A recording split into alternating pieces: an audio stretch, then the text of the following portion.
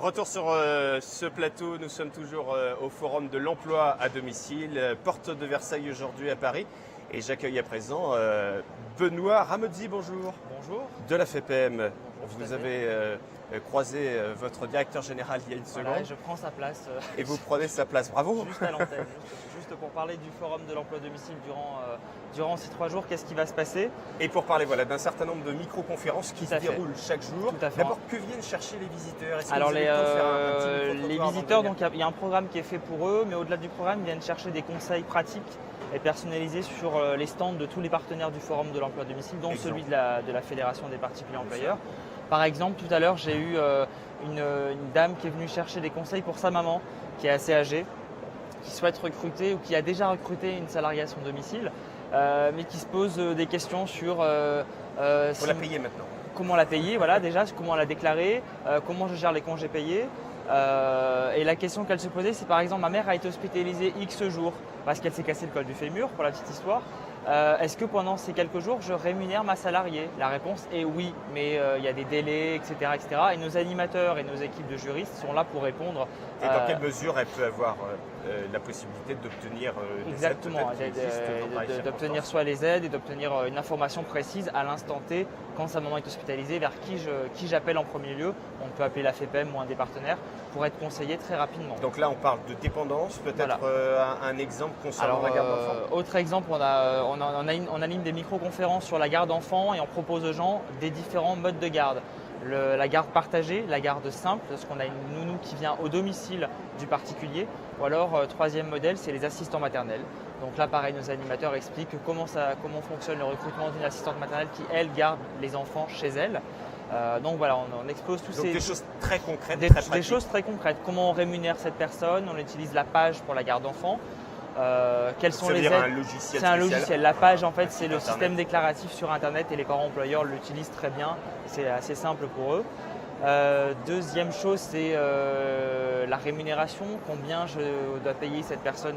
C'est encadré, bien sûr, la rémunération. Bien évidemment, c'est minimum le SMIC, bien évidemment. Après, il y a des grilles selon les compétences de cette salariée. Après, ça se négocie. Comme tout salaire, ça se négocie. Ouais. C'est en début de recrutement pendant l'embauche. On dit qu'on peut très bien gagner sa vie au domicile des particuliers. Est-ce que vous confirmez?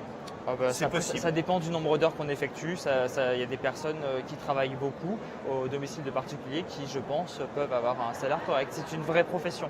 C'est une vraie profession, des vrais métiers qu'on décrypte bien sûr tout au long de cette journée. Voilà. Quelques thématiques de micro-conférences, développer vos compétences grâce à la formation professionnelle. On va beaucoup en parler sur ce plateau. Tout à fait. Alors on a notre partenaire Hyperia qui propose des micro-conférences assez courtes donc sur le village de l'emploi à domicile, en mettant en avant tout simplement les compétences selon les types de métiers, avec des modules de formation adaptés en fonction si la personne est garde d'enfants, assistante maternelle, assistante de vie ou employé familial. Employé familial, c'est plus communément appelé les femmes du ménage, etc. Mais c'est plus classe quand même, c'est plus tout à fait, employé familial. Talent de dire employé familial. 5 étapes clés pour réussir et en l'occurrence s'employer à domicile. Vous pouvez nous donner un Alors les 5 étapes clés, on le distribue sur notre stand. C'est d'abord trouver la personne, où je recrute, quel outil, quel site me permet de recruter. Ensuite, c'est une fois que j'ai retrouvé la personne, la deuxième étape, c'est le contrat de travail.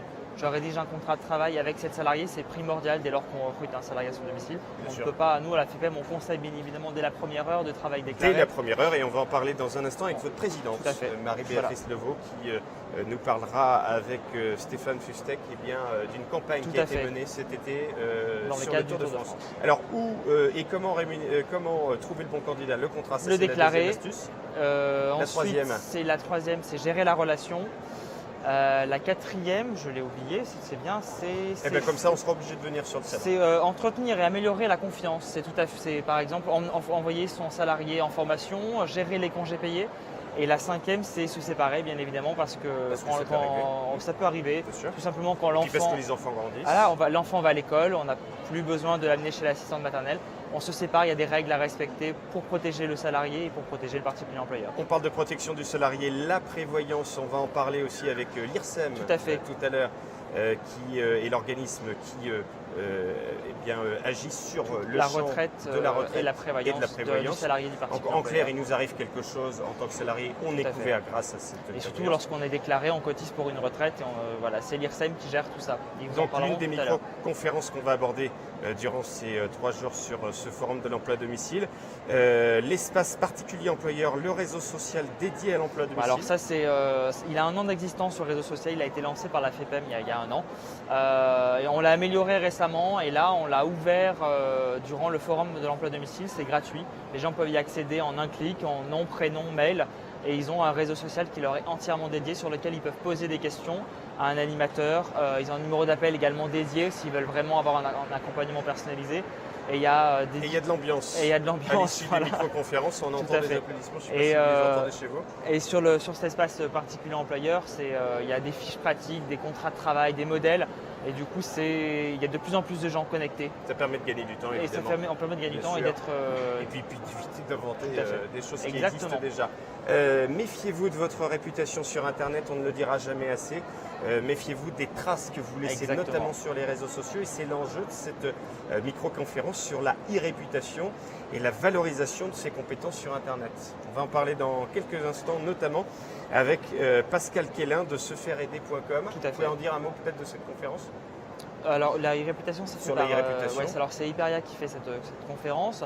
Alors en gros, c'est comment gérer sa carrière entre guillemets sur Internet. C'est pas tout de faire un CV, de le mettre en ligne. Faut savoir être visible sur les réseaux. Faut savoir être aussi savoir bien se tenir, parce qu'une e-réputation, une photo qui passe mal. On peut aussi aller nous googliser ou nous Facebooker. Donc du coup, si on a une photo de profil qui convient bien sur LinkedIn, sur Facebook, sur Twitter et autres, voilà, de suivre des petites règles assez pratiques sur le choix de la photo, qu'est-ce qu'on met en avant comme compétence, qu'est-ce qu'on dit sur les réseaux sociaux. Faire peut-être une distinction entre les réseaux sociaux personnels de Facebook et les réseaux sociaux à caractère professionnel, voilà. Comme LinkedIn, Viadeo et tout ça. Par exemple. Voilà. Très bien, des astuces très concrètes. Et enfin, le CESU déclaratif. Embaucher devient facile, ça on le savait, mais c'est davantage renforcé. C'est encore plus simple parce que c'est en ligne maintenant et en un clic on déclare son salarié. Et ça, j'ai mon homologue du CESU qui viendra vous en parler tout à l'heure. Benoît Romozzi, merci d'avoir été avec nous pour en quelque sorte nous donner le programme de 6 micro-conférences. Durant 3 jours, aujourd'hui, demain et jusqu'à jeudi. C'est 3 jours. 16h36, on est en direct sur Internet. Il est encore temps de nous rejoindre sur ce forum de l'emploi à domicile Porte de Versailles. Merci à vous. Merci.